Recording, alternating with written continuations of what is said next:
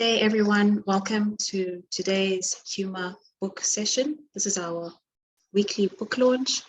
Please note that this session is being recorded here on Zoom and is being live streamed onto Facebook. My name is Minenhle Ncube and I am a doctoral fellow at HUMA. The HUMA book launch is a forum of acknowledgement and critical engagement of work being produced in and on the African continent, particularly relevant to HUMA's research agenda. Today, we have the honor of welcoming Dr. Polo Moji, whose research interests are the comparative approaches to literature, African and Afro-diasporic narrative forms, Francophone literatures in translation, intersectional feminisms, and critical Black urban geographies.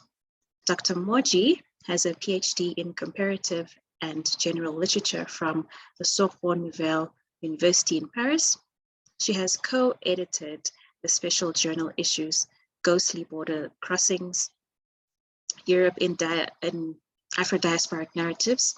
She has also co-edited The Cinematic City and other valuable work. She recently published a book, which is Gender and the Spatiality of Blackness in Contemporary Afro-French Narratives, which is a book that we will be discussing today. This book adopts a transdisciplinary lens that combines critical Black and urban geographies, intersectional feminism, and textual analysis to explore the spatial negotiations of Black women in France. Her discussant today is Philippa Tumugwine from the University of Cape Town's School of Architecture, Planning and Geomatics. Thank you so much, Dr. Moji, for sharing I Am Black in Paris, the introduction to your book, which is very visceral to the experience of being Black in the French space. We look forward to hearing more about the rest of your book with engagement from your discussant. Thank you so much. Thank you. Thank you very much. I'm really, really happy to be here. And I'd like to say, first of all, I'm a very conversational speaker. I've got lots of notes, but in this session, firstly, I'm going to introduce and speak about the book for a little while, no more than 10 minutes, before Philippa and I get into a conversation about it. And this is really just to give a sense of the threads that I tried to pull together in the book. There's no way that we can go into any sort of detail in this sort of forum, but here it is. And the first place I want to start, of course, is to think about the title, Gender and the Spatiality of Blackness in Contemporary Afro-French Narratives. And the first thing I'm going to share is that that wasn't the original title. You know, this is perhaps a subtitle, very searchable, but it'll be useful for us to think of it as well as Black flaneuse, right? Flânerie as in strolling, and negotiating space. And to get us into the room, because I'm not so sure how many people have read the introduction before coming in, I'd like you to keep two quotes in mind. The first quote is from the writer of a book titled Flâneuse, about women walking the city. And there are a couple of lines from there that I think will help set the scene for what I'm about to say. This is from Lauren Elkin. Walking helps me feel at home. Sometimes I walk because I have things on my mind, and walking helps me sort them out. I walk because it confers or restores a feeling of placeness. I walk because somehow it's like reading. You are privy to these lives and conversation. You walk the city side by side with the living and the dead. And that's from Lauren Elkin on one side. So, and written from a gendered perspective and thinking about women walking the city.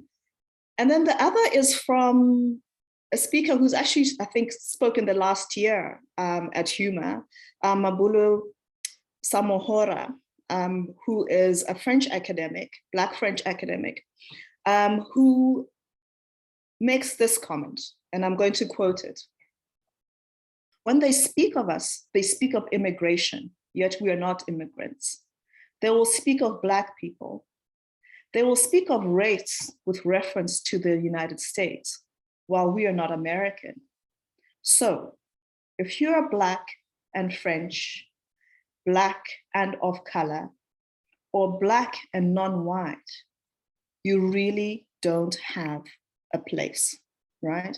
So those two quotes, I think, set the scene for what I'm about to say.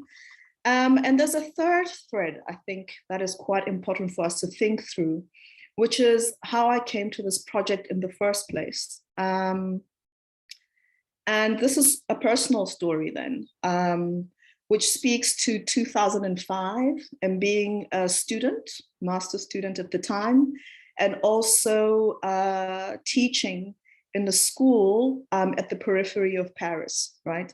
We speak of, I'm not going to speak of suburbs because I think in English suburbs gives a different feel.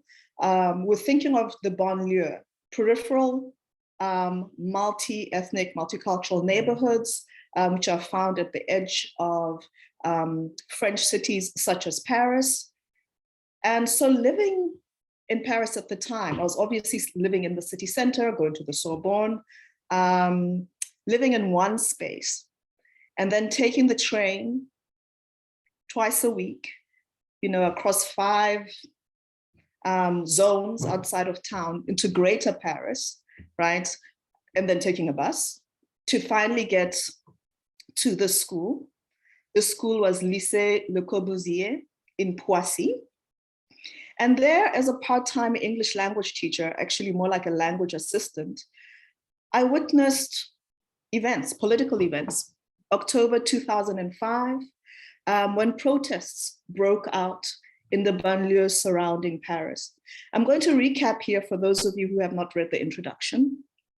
But on the 27th of October 2005, there's an incident in which 2 adolescents, Zayed and Buna, died, and their third friend was badly burnt after hiding from police in an electrical substation in the neighborhood of Clichy-sous-Bois on the periphery of Paris. Now, this incident surfaces many of the ways in which I come into thinking of Blackness in France, because a lot of my students at the time identified with these students. My students were at the time going out at night and participating, and therefore we had to have these discussions. And what has surfaced for me in those discussions was this idea of how I had a certain mobility in the city, being from outside, traveling from central Paris to the neighborhoods, twice a week, while in many ways they had less mobility than I did, despite being French, right? Racialized, but French. And this was, of course, we know the story around urban policing, the story around the violence around Black and brown bodies, right? Which is epitomized by what happened to these teenagers. Because the question is, first of all, why would 3 young men who had just been playing football, right, be so afraid of being stopped by police? The 3 men were of Mauritian, Tunisian, and Turkish descent. Be so afraid of being stopped and checked for ID that they'd rather hide in a power station than face an ID search. They had forgotten their ID. So there's this notion then of being in a certain neighborhood and looking in a certain way, and the presumed guilt that goes with racialized and ethnicized minorities. I don't think I'm saying anything new here, right? But what it raised, right, what that incident also created at the time was the slogan, mort pour rien, dead for nothing, or for no reason, right? The collective sentiment of these protesters, because the protests went from Paris to other urban areas. So given what happens in these spaces, who could blame these three boys for hiding? But of course, there were some who would. And I want to focus here on the words of the then Minister of the Interior, Nicolas Sarkozy, right? Who implied that maybe they had been involved in a robbery, right? So they start to make insinuations about the fact that they were not innocent, which some would describe as additional violence, right? And the sort of people who then get asked onto TV to explain the violence in the banlieue, right? Among them, Christine Taubira, with whose quote I opened this book with. And I found it so important that a seasoned politician, right? Like Christiane Taubira, who ends up getting called onto TV stations to explain ethnicity, as an expert on the revolts, because apparently being from a Guyanese background, she will understand how polygamy, for example, plays into this, which she found ridiculous, right? But there's this moment where she also articulates the sentiment, and I'll read that quote again to you, for those of you who didn't have the introduction. I became Black in Paris. It was in 2005. To tell the truth, I had already been a dirty Negro woman. From time to time during my university studies in Paris, at rush hour in the metro. Some diatribes were so caricatural that they were rendered inoffensive. But here she found herself particularly aggrieved. And she observes that all three victims were born and educated in France, yet the media did not cease to evoke the geographic origins of their families, right? And I think this highlights my premise, the premise of this book then. What I'm trying to do is to think about cartographies, not just as cartographies in cities, urban geographies, right? But how territorial exclusion is then layered also with cartographies of national exclusion, being excluded from citizenship in certain ways, right? And also what I would like to delink, because it's all too easy to think about the spatiality of Blackness through these spectacular images of riots, right, of protests, of migrants sinking in boats, right? But to rather think about then how that echoes in the everyday. So that is the intervention that this book is making. And that period then is very important because of the state response, right, which is epitomized by Nicolas Sarkozy, Ministry of the Interior, who had also said just before, not long before this event, who had called kids growing up in banlieue basically scum, you know, and this was televised on national television at the time. So anyway, so what are the questions that are being raised here? Too Black to be French, right? It's a question because the sociologist Papendiaï observes that following the riots, the public seems to have discovered, or the French public discovered the existence of Black people. And this is faced with the increasing demands of people who identify themselves as Black. And here I want to be careful because given the complex histories of France's histories of migration, Arabic, Maghreb, Sub-Saharan African, the Caribbean, Indian Ocean, etc., right? There is a way that we need to think about Blackness and being ethnicized or being seen as a visible minority, right? Racialized as Black. And that is not necessarily around African origin. And certainly, so that is important. And I understand that sometimes when we think about Blackness, we sometimes flatten those differences. But I'm interested in the micro struggles then. And these micro struggles are seen in the spatiality of Blackness. And so I think then through this book about, and it's quite complicated because of language, so I'll just have to highlight very quickly before Philippa gets into the questions, highlight some of the sticking points for me. Okay, and one of the sticking points obviously was that in France, you know, for a long time, it's considered more acceptable to call somebody Black using the English word. So sort of linguistic displacement of Blackness into English, whereas noir, calling somebody noir was still sort of taboo, right? And it's a very interesting linguistic strategy that separates Blackness from French identity, I would argue. But what that meant for me is that when I was looking at the text was to think, when I see texts that are written in French, but then use the English Black, right? And then having to, obviously because I'm writing in English, having noir, right? And wanting to show how those are layered, right? Because there's a way in which the particularity of Blackness, the Black lived experience in France, also speaks to other Afro-diasporic locations, right?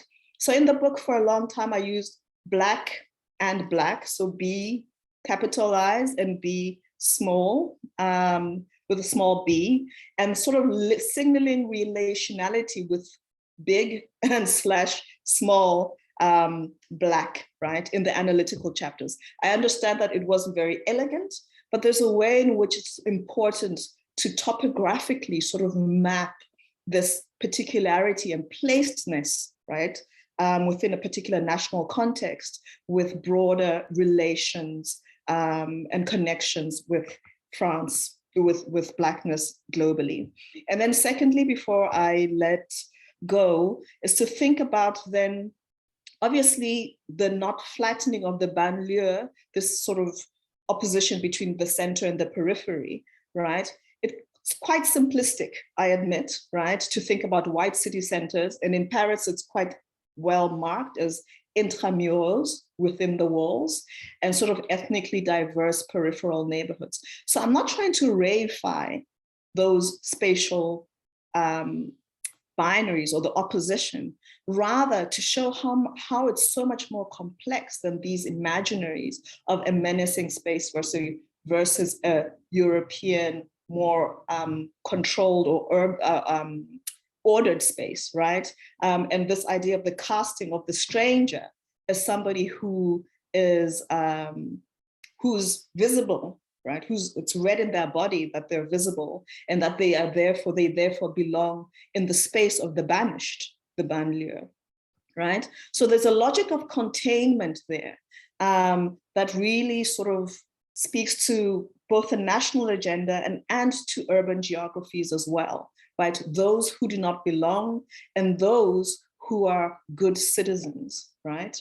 And then thirdly, then to think through, and I find that quite interesting because then you can think about stranger danger and all sorts of other things. And then finally to think about theorizing this, right? Gender and Blackness. I eventually come to, I think about Sarah Ahmed and the notion rethinking what stranger danger means when it's misrecognition of the stranger, because recognizing the stranger means recognizing who does not belong and who's supposed to belong. So there's a sort of assumed belonging that's in there.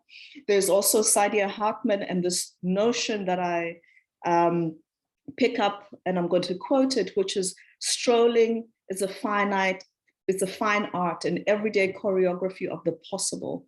It is a collective movement of the streets, headless and spilling out in all directions, yet drifting en masse. It is a wave, like a swarm, a swell of an ocean.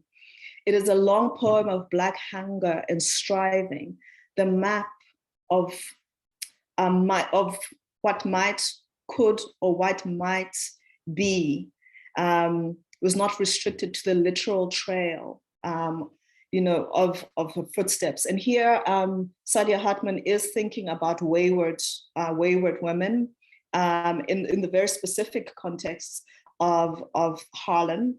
But this notion of an errant path, the search for ouverture, right, opening from inside your ghettoized location is very, I suppose, an elegant way of framing the central premise of strolling, wandering. Who has the right to wander the city, right? And thinking about race and gender sort of raises and allows us to engage then with these micro-spatial negotiations. I think I'm going to leave it there and let Philippa guide me through the rest of the conversation. Thank you, Polo, for that overview of your introduction and book.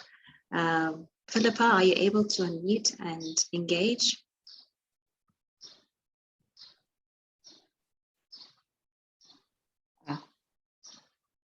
Oh, let's see.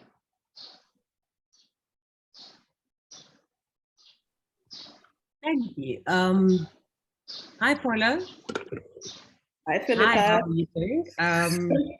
So I had the privilege of reading through the book. I must say it's a very interesting book, particularly I'm not a linguist, I'm an architect. So for me, it's an incredibly architectural book. And you raise various themes and you've touched a little bit on them in terms of how the project started to develop and how the background, which is actually a nice preamble to the book. And it's something that I found really, really interesting. So I'm going to, you raise various things. You raise race, you raise gender, you raise representational spaces of representation, spatiality.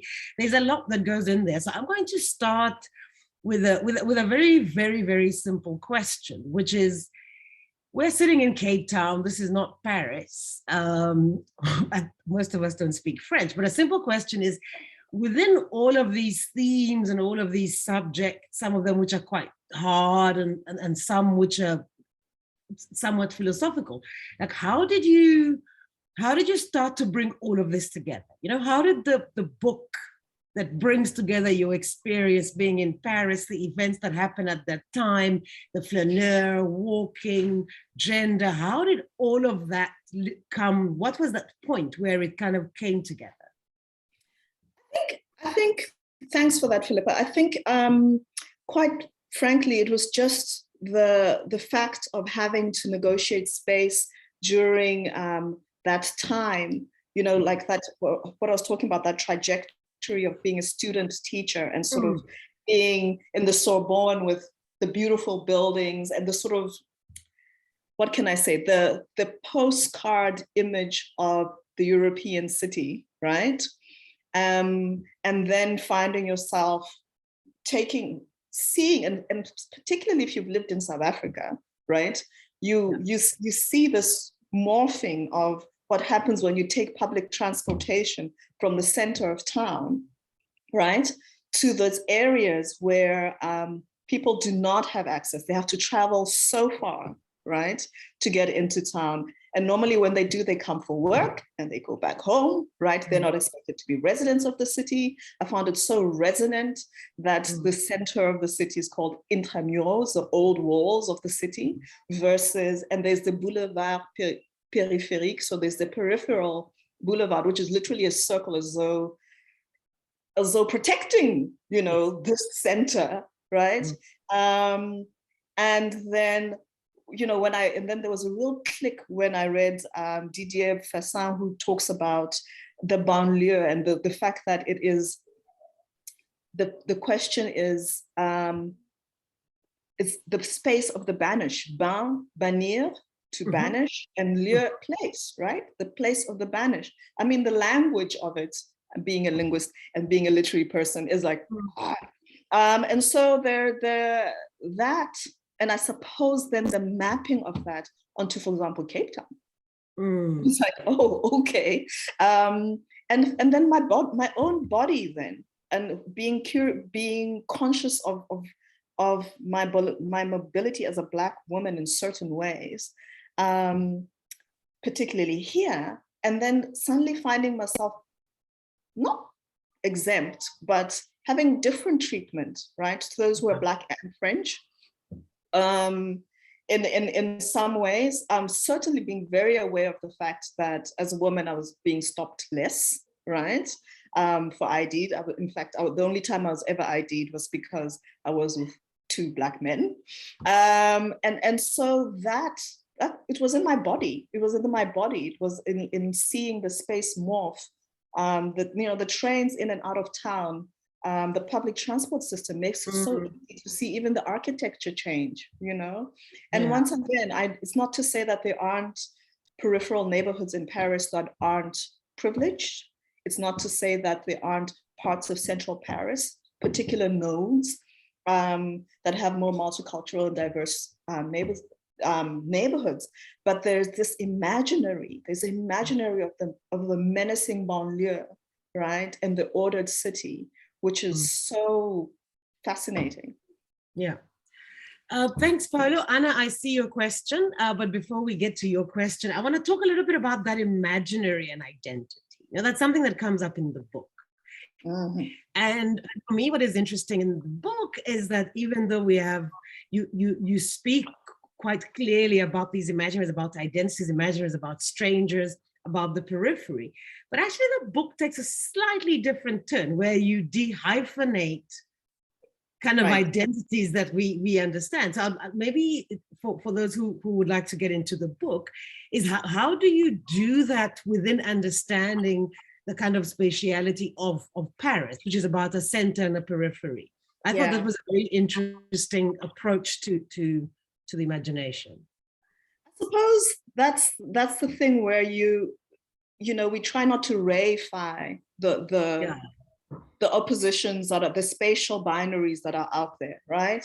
The idea is to say these imaginaries that are out there, but lived experience belies the imaginaries, right? It's much more nuanced, much more complex.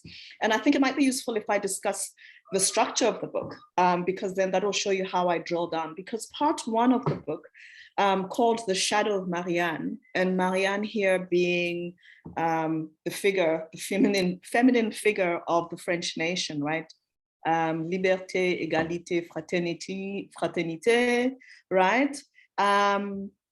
And so that, what I highlight in those first three chapters, I was talking about the layered spatiality, right? Who belongs, these layers of exclusion, right? And these borders. Here I'm talking about national borders, right? Where too Black to be French, what does that mean? And I started the first chapter thinking through visuality, right? And the figure of the Marianne, through a film called Marianne Noire, right? Where the filmmaker has actually said, taken 7 or 8 women, profiled them and presented them as a Marianne Noire who are traveling and negotiating Parisian space. But really rather thinking about why it is that it is necessary for to have this conversation, and it's Mame Fatou Niang, who said, she felt she needed to make an intervention about showing women who could be her friends, who could be her family, who could be a sort of ordinariness, right? That is not about images of the gang, etc. But that first chapter then starts to set up why it is that that there is a need to make that sort of intervention. And I think about, first of all, cartographies of exclusion like francophonie, right?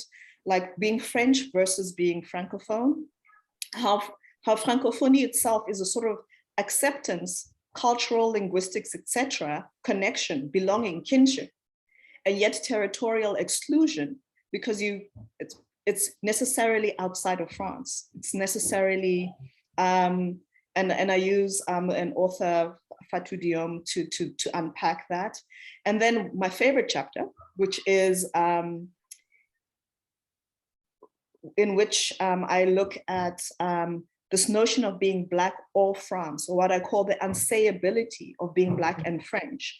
And I look at that through Leonora Miano, who writes a protest piece, or she's an author, she writes fiction and essays, but she writes a story called Marianne, an article called Marianne et le Garçon Noir, Marianne and the Black Boy, and she's asking Marianne, how is it that Marianne neglects the Black boys, right? And she's talking there in the wake of police violence against Adama Traore, I think 2016. I forgot to say in chapter 2, Fatou Diom writes a book called Marianne Porte Plainte. Marianne is complaining. She says Marianne is complaining about this separation from her stepchildren. So that goes into the second part of the book, where I then unpack it in the urban, I say, then how is this lived in the everyday spaces? And one of the ways I think about hyphenating, I'm taking a very long way to get to your answer, Philippa, but I'm still going to worry. I'm liking it. So what I'm trying to do is first of all, in that first section, sort of set up the separation, the opposition that's happening, and the various politics and the imaginaries and the lexicon, that, even the lexicon of being Français, French, or Français d'origine, Français de souche, or French stock, and Français d'origine, of origin, French of origin, meaning of other origin, or others critique being called Franco something, right? You're Franco whatever, Franco something else, you can't just be French. So that language is sort of unpacked in that first chapter then as a language of space also, right? And so then in the second half, then I start with this chapter called Afropianism and the Poetics of Relation. And I call that naming into place. And that's where I start to think through how then this is being challenged, right? This rupture, right? We talk about a piece of material, and it's almost as though it's being torn apart, right? Through this language. But how there's knitting happening, weaving happening, right? And so it's central to that second half of the book is a notion of Afropianism or Afro-Europeanism, which has really gained traction, I'd say over the last 10 years, or even longer. There's Afropean Research Network. The word comes from a Zap Mama CD, but it comes from, was it David Byrne, who was a producer, talked about the fact that it was this polyphonic sound that sort of this multi-voiced musical music that captured, the Zap Mama being Belgian and at the time from Zaire, right? But it comes into the French language, or it comes into literature through Leonora Miano, who thinks about it as non-hyphenated, who says, it's the two words have to be together because there's no separation, because it sort of gets past the binary of being half of something and half of something else. So it's holistic. I think there's Johnny Pitts as well, who I look at in the book, who said, and I'm using his words actually now that I think about it, who says the first time I heard the word Afropean, it freed me, because I was not half of something or half of something else. And I was this whole person who negotiates these various things. And so, and so that's why I then make the case for thinking about Afro-French together, Afro-Parisian without a hyphen, and go into the next 3 chapters, right, holding on to that dehyphenated identity.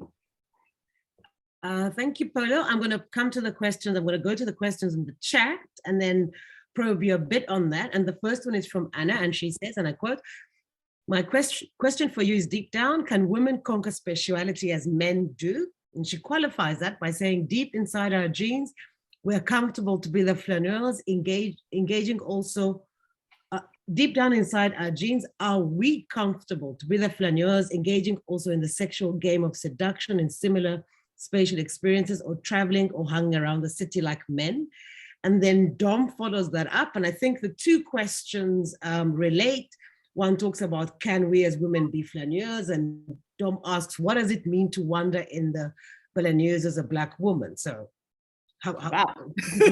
I think the 3 are sort of related, right? Yeah. I mean, first of all, if we, sorry. Would you like I me think to? it goes on to qualify that. Maybe I'll read the qualification. The main discourse, maybe more in the mid 2010s, is that the Bananeers are not welcoming for their female residents.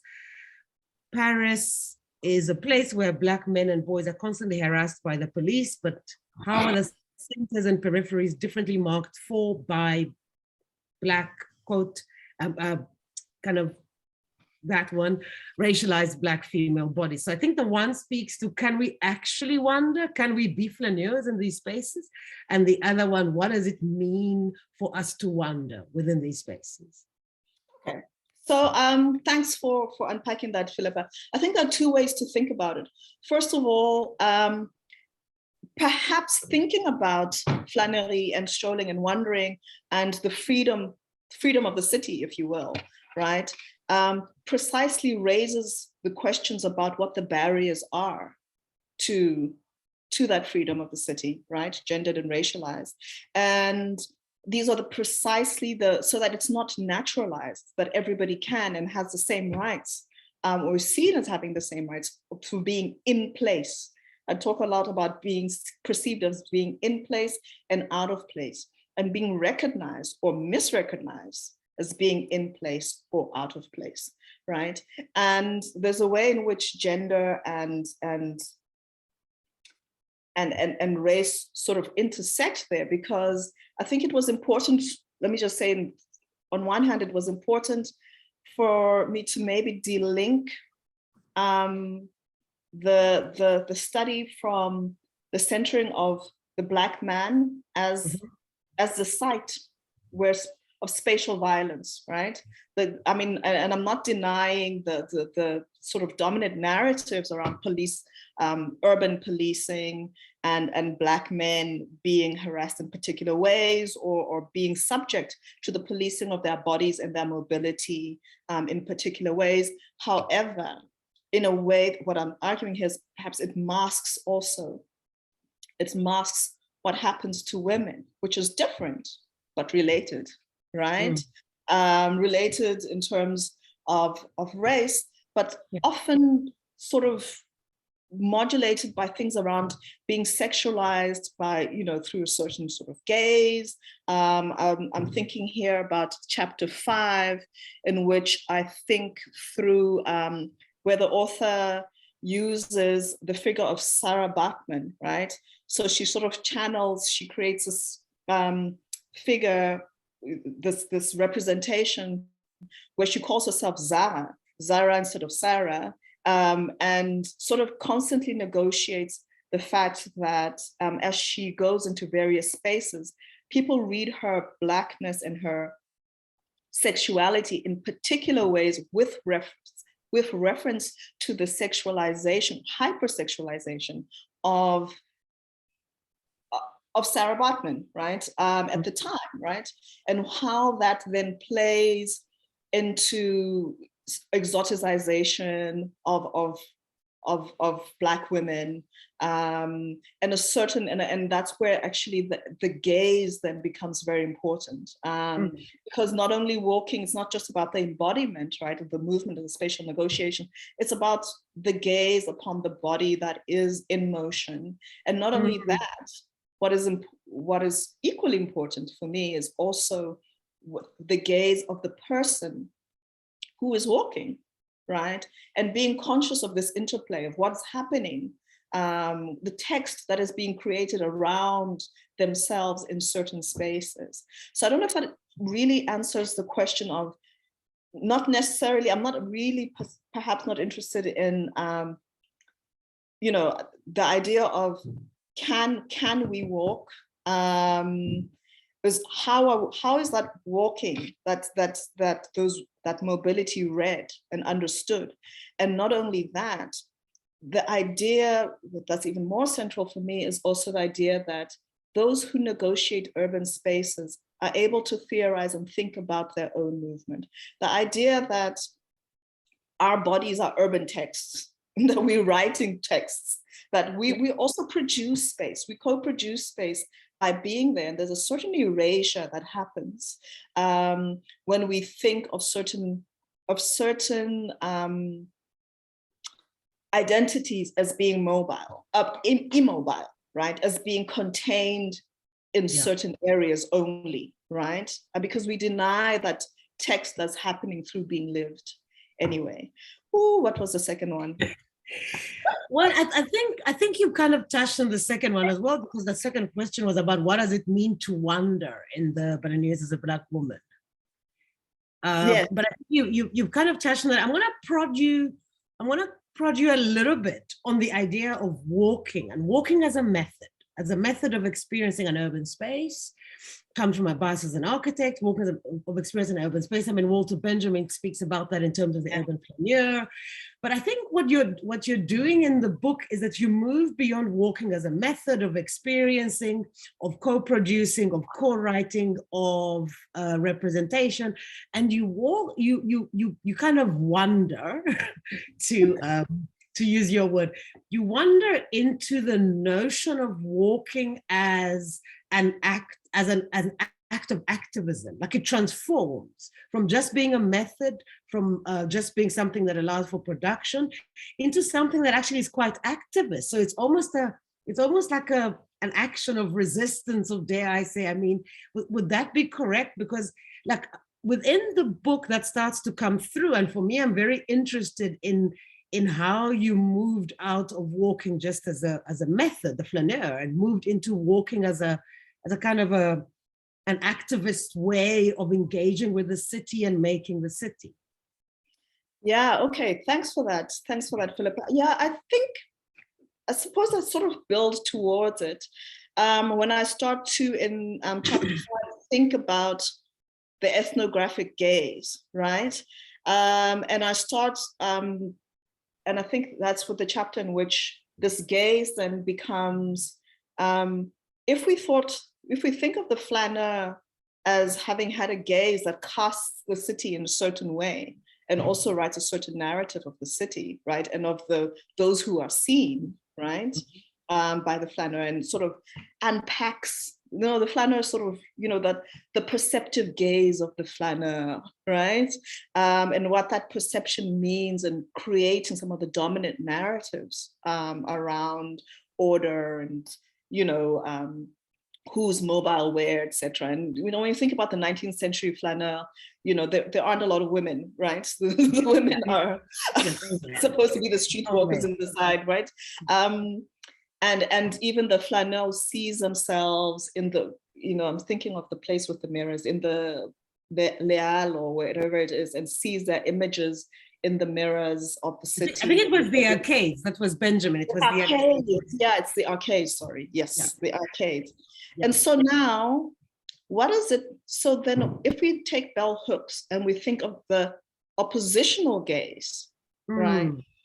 Of the flaneurs, the Black flaneurs, and what it means for the Black flaneurs to be dissecting the city with their gaze, and to be mapping, and more importantly, remapping the city with quite consciously with their movement, right? So that they create a different urban text, right? And so that's where it becomes very active. That's where the flânerie sort of morphs into something else. And I think it is that moment there where we think about the gaze and the oppositional gaze. And I also then start to think, and then in the final chapter, I think I sort of relate that as well to this process of remapping to, to relationality, right? To say that movement, flânerie is also a movement of relation. So as I negotiate going from my home to my workspace to whatever, it maps the relations that I have through space and to places, but there's a movement of relation then in that final chapter where I think about the sites where this particular character, it's Lauren Ekwe, and the book she describes it as a hip hop feminist French novel, right? So through mapping a character who lives in central Paris, right? A Black woman who seeks out spaces where she can eat Ivorian food, or where she goes to go to hip hop, events. There's this whole thing where she tries to go see the Wu-Tang Clan and whatever, and sort of how that then also is quite active, because this start to think about archipelagos of Blackness and what that means when these little bubbles, right, get connected, by someone. For example, there's a particular scene where she's meeting school friends who grew up in the banlieue with her, and they all now, they're in their 20-somethings and they are climbing the corporate ladder. And she looks around the table and says, oh, it's funny because if white French people sit around the table, nobody says that it's not communitarianism, it's not a threat to the republic. They're not hiding behind traditions and culture and becoming something else. They're just having a good time. And she's like, I can look at my friends around the table, and we bring the banlieue into central Paris, because here we are. We all grew up. She calls herself the pavement princess, the pavement queen. We grew up on the pavement, but here we are living these lives. And by that life, through that life, I actually transcend the separation between banlieue and central Paris, right? That's where, yeah. And transform it to some extent. I want to read a question from Kelly. She says, thank you, Polo, for the beautiful work. Hartman's Black/Girl flaneur is read as always a provisional kind of freedom, something, in quotes, something in the meantime, while white heteropatriarchy flourishes. Do you take on her idea of the provisionality of the flaneur? The provisionality of the flaneur? Yes. You're gonna have to read that to me again. So you said black?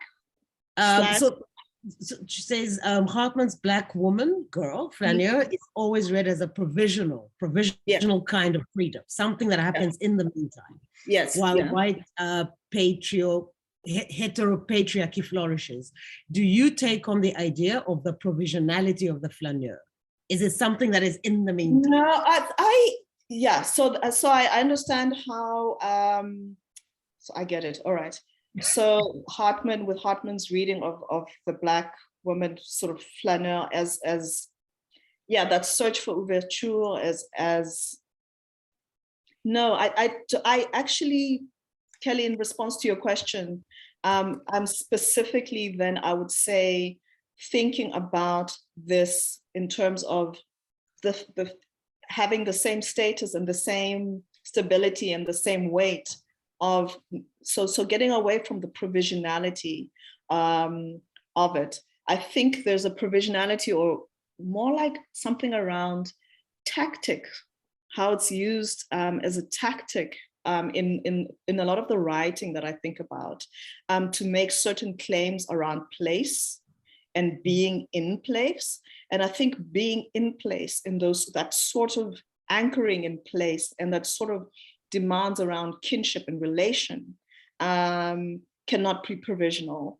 I think there's an intervention there that I think is different, although related in the sense that I think there's a strategy around it that is about opening space and opening place, right? Space is one.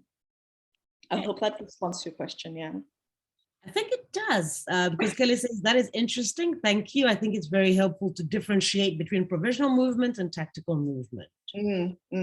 Yeah. We're coming to the end of the hour. Is there any other questions? I don't know if Anna and Dom are happy with those responses. If you want to have a follow-up question, we have about 6 minutes. Have I just exhausted everyone? No. I think obviously, I mean, like I said, I have a bias because space is what I do. And for me, the various things in the book that I found incredibly interesting, one was going through various themes, is how you start, and if anyone is going to read the book, how you start to dehyphenate identity. So instead of saying someone is this and that, it's actually one identity. You can be Black and French at the same time. You don't have to be one or the other. And for me, that was a very interesting, to borrow the word from you and Kelly, tactic through which to then use walking as a method, because I've always understood walking or flaneur in terms of the urban space. I never quite saw how they transformed that activity into a form of activism. So I live in a city, I walk in that city, I make networks and different points that allow for me to be, and that is an activist way of remapping some of these kind of spatial setups that we have in various cities. For me, that was a really interesting thing that came through, but I'll take a few more questions before I go on. Can I respond to that, Philippa? And yes. I'm going to respond with another quote because I love quotes. Yeah. But anyway, so this is quote which for me really stands out and maybe thinks about what oppositions and what hyphens and what separating does. And it's a quote from Leonora Miano, who talks about the country. Of course, all of these quotes are originally in French. I had to just translate them. I'm not going to bore you all with the original French here. But she writes, the country says, and it's in a short essay called Binarity, right? And she says, the country says Black or French. The country says that one can only be Black or French. Thinking of the country is binary, polarizing, limiting. It echoes like a warning. The thinking of the country feels the end of the country. France will no longer be France if it says Black and French, right? And how that there's a way in which ouverture, which I get to at the end of the book, in saying, and ouverture is really linked to this messy sort of rhizomic network of affiliations and filiation that's so much more messy and entangled than, two parts, joined by a hyphen rather. Yeah. But it's that binarity, I think, that is really at the center, as well as, I suppose, what you're trying to say. What you pointed out then, rupturing or disrupting some of the ways in which we think about movements of relation. I call them, relational movements. Dom, I'm not sure that I can unmute you. Oh, you're unmuted. Dom? I think I have unmuted myself. Thank you. Yeah, I had a follow-up question actually, and thank you, Polo, for your presentation, and I'm looking forward to reading your book. So, because you started with discussing your presence in French banlieue at the beginning of your talk, I was wondering if you had some perspective on what it means to be a flâneuse around the Sorbonne, in the 5e arrondissement, and what it means to be a flâneuse in other, for example, in Strasbourg-Saint-Denis or in Black neighborhoods of Paris, because Paris Intramuros is also Black Paris. Like, it's not just white Paris. We belong in many, there's many arrondissements that are very, very, very Black or very racialized. And what it means to be like a flâneuse in other, in the periphery, for example, because that was what I was asking in the question. Like the way, especially since the attacks and, all of those discourse about, terrorism, there's this idea that banlieue are not places for women and racialized residents to walk around, and that there's a very different relationship to the city, to the geography, and that there's also this racialized idea regarding like integration of men and women, racialized men and women in French society, that Black or Arabs women are supposed to be those kind of I don't know, more abilities to enter and to integrate into white France, while on the opposite, men and boys have to stay and remain in more racialized neighborhoods. So there's that kind of a reversal of the experience of, what it means to be safe for a Black French woman or for a Black or, brown French man. So I wanted to have those different perspectives on wandering in the city as a woman. Yes, yes, yes. So I am so glad that you raised, because I did say that a lot of this unfortunately flattens so much of what we say about Central Paris versus banlieue. The moment you start to do this, you flatten so much of the geography, right? That is, for example, around Gare du Nord and the 10e arrondissement, around the central Châtelet-Léal, and sort of this node of this transport node, which in the center of Paris, therefore just starts to become like this sort of doorway, right, of ethnicized, racialized bodies into the city, right, into central city, and how certain neighborhoods like the 18e, whatever, have these pockets, right, these that are not the stereotypical Tour Eiffel, whatever image of Paris, and that we cannot deny the existence of that. The idea that women are less threatening, right? That women are less threatening when they're seen in central Paris than men. I speak so much to the urban policing as well. But I'd also want to highlight something that I found fascinating when I was doing the research, and something that I hadn't picked up at first, was how a couple of the writers sort of converged around certain images of Black women that they found particularly egregious. So I found this not in the literature, not in their literary texts, but in their essays and things. And one was this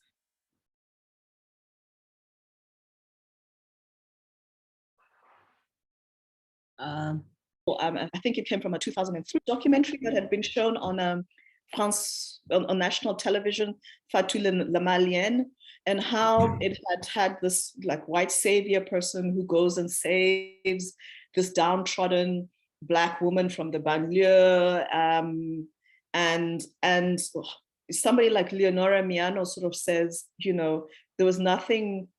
First of all, the idea that Black women are sort of in certain spaces where they are more, where patriarchy is traditional. They brought these traditions from wherever they came from, and they continue to live them on this in French soil, and they need to be saved from it, and that they live in the banlieue perhaps and need to be civilized and brought into the center, right, in order for female, for revolution, right, to become feminist. So a sort of feminist savior complex that is like bring Black women into the center, and because that's women's liberation, that's taking them away from these harmful communities, right? So Fatou la Malienne, it's because they still, it's like being forced to have traditional practices that are not accepted in France, right? And there's a lot of that discourse then that goes with Islamophobia, that goes with women who wear the burqa, or wear the veil, right? If they could come into the center and take it off, they would be freed, they'd be liberated. There's a way that they integrate Frenchness, right, in a certain way. Lauren Ekwe in chapter 6 also speaks about how she wanted to create a character who was not a Fatou. She was like, I don't want to be, I deliberately chose hip hop feminism because my character was not going to be a Fatou, right? And so and I found, I hadn't, until I started reading some of their thoughts, some of their essays, I hadn't realized just how egregious this documentary had been, right, as a sort of narrative of why it's important to take Black women and save them from this banlieue space where there'll be gangs, where there'll be traditional fathers, where there'll be all of this, and sort of the city center then is somewhere where they'll be safe and brought into feminist sort of liberation in that way. And perhaps, I'm not saying that, but perhaps that sort of also then informs us sort of more accepting this idea then that women can circulate more easily, right, intramurals, right? And others, aside from what I said earlier about being exoticized in certain ways, you know, there's exoticization of being of appropriation as well, right? Appropriated fashion, hip hop culture, things like that. That makes the city cool, right? International, etc. in certain ways, right? And that is allowed to circulate, right? Certain notions around cosmopolitanism and global blackness, right, are also around to live in the city as well, right? And that's what makes this conversation between global cultural appropriation or globalized images of blackness as being able to, as being consumed in certain ways, also becomes so complicated when related with the specificities of national space. I hope that makes some sort of sense. Yeah, I think you touched on a lot in there, and I hope, Dom, that starts to answer your question a little bit. So we're coming to the end, and before I make some or other, I speechify around your book, which I'm finding very difficult to do, just very quickly, I mean, where does one find your book, Polo? Yeah. It's not so easy. Look, the book is available on, first of all, it's available online via Routledge. I think it's on all the major, you know, they've got very good distribution. So electronic copies of the book, and you can also get on Amazon, on most of the electronic bookstores. You can't get it in local bookstores just yet. It's still only in hardcover, unfortunately, but there's certainly ebooks, and yeah, there's certainly ebooks that you can get, or from an Amazon, or from, I even saw it on Loot, I think. So there you go. Right. But thanks, Polo. Before I hand over to Minnie, I'm going to say thank you very much. I think for me, it's been an interesting book. It's kind of, it's proven to have, it's shown me a lot more opportunity in the idea of walking on the flaneur than I had thought before. So I really thank you for that. Thanks to everyone who asked questions. I think they were very insightful questions, and got Polo to kind of probe it, well, to explain a little bit more kind of how the book progresses, what is in the book. I encourage everybody to try and get a copy of the book, and I'll hand over back to you, Minnie.